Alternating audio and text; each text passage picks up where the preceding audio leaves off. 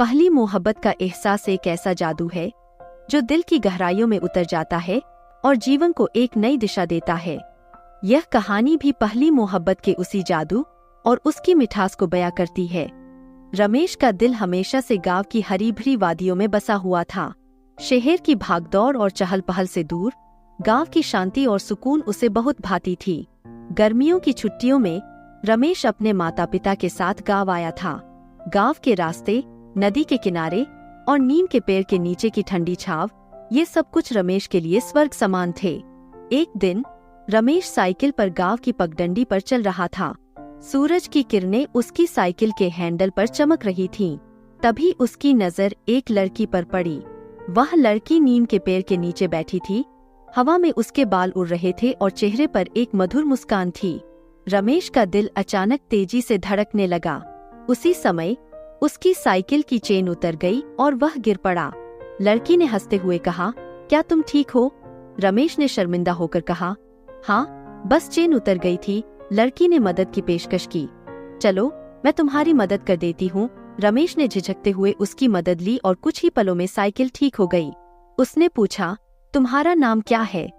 लड़की ने मुस्कुराते हुए जवाब दिया, मेरा नाम सुमन है।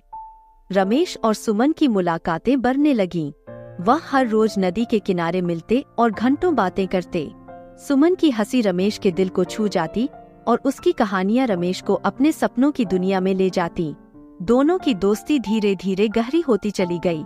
एक दिन रमेश ने सुमन को एक छोटा सा गुलाब का फूल दिया और बोला, सुमन, मुझे लगता है कि मैं तुमसे बहुत प्यार करता हूँ। सुमन ने थोड़ा सा शर्माते हुए जवाब दिया, रमेश, मैं भी तुम्हें पसंद करती हूँ। उस पल में दोनों के दिलों में एक नई दुनिया बस गई, जहाँ केवल उनके प्यार की मिठास थी। लेकिन हर कहानी में एक मोड़ आता है। रमेश के पिता का ट्रांसफर हो गया और उन्हें शहर वापस जाना पड़ा। सुमन और रमेश के लिए यह समय बहुत कठिन था। उन्होंने वादा किया कि वे एक दूसरे को कभी नहीं भूलेंगे और जब भी मौका मिलेगा एक दूसरे से मिलेंगे। शहर में आने के बाद रमेश ने अपने पढ़ाई में मन लगाया, लेकिन सुमन की यादें हमेशा उसके साथ रहती। दूसरी ओर सुमन भी गांव में अपने दिन बिताती, लेकिन रमेश की यादों में खोई रहती। दोनों ने पत्रों के माध्यम से एक दूसरे से संपर्क बनाए रखा। उनके प्यार ने समय और दूरी की सीमाओं को पार कर लिया। कुछ सालों बाद रमेश की नौकरी लगी और वह फिर से गांव आया। सुमन अब बड़ी हो चुकी थी, लेकिन उसकी आंखों में वही प्यार चमक रहा था। दोनों ने फिर से मिलकर अपने प्यार को नया जीवन दिया। रमेश और सुमन ने अपने परिवार की रजामंदी से शादी कर ली। उनके प्यार की कहानी गांव में एक मिसाल बन गई। उन्होंने साबित कर दिया कि सच्चा प्यार समय और दूरी की सीमाओं को पार कर सकता है। शादी के बाद रमेश और सुमन का जीवन सुखद और मधुरता से भरा हुआ था। उन्होंने अपने परिवार को अच्छी तरह से संभाला और अपने बच्चों को भी सच्चे प्यार का महत्व सिखाया। जीवन के सफर में उन्हें कई बार चुनौतियों का सामना करना पड़ा, लेकिन उन्होंने अपने प्यार और विश्वास के बल पर हर कठिनाई को पार किया। उनका प्यार हर बार और मजबूत होता गया। रमेश और सुमन ने अपनी जीवन की हर छोटी बड़ी खुशी को साथ मिलकर जिया।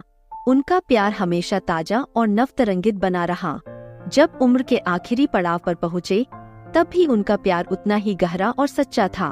एक दिन सुमन ने रमेश के हाथ को थामते हुए कहा, हमारा प्यार सच्चा था और रहेगा। सीख पहली मोहब्बत की यह कहानी हमें यह सिखाती है कि सच्चा प्यार कभी नहीं मरता। चाहे वक्त कितना भी बदल जाए, सच्चा प्यार हमेशा जीवित रहता है और हमें जीवन की हर मुश्किल को पार करने की शक्ति देता है। रमेश और सुमन की कहानी सच्चे प्यार की एक ऐसी मिसाल है जो हमें यह याद दिलाती है कि जीवन में सबसे महत्वपूर्ण चीज है सच्चा प्यार और विश्वास। तो दोस्तों, आपको ये कहानी कैसी लगी?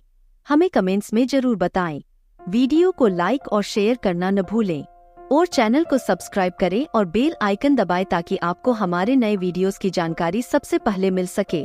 मिलते हैं अगले वीडियो में एक और नई कहानी के साथ।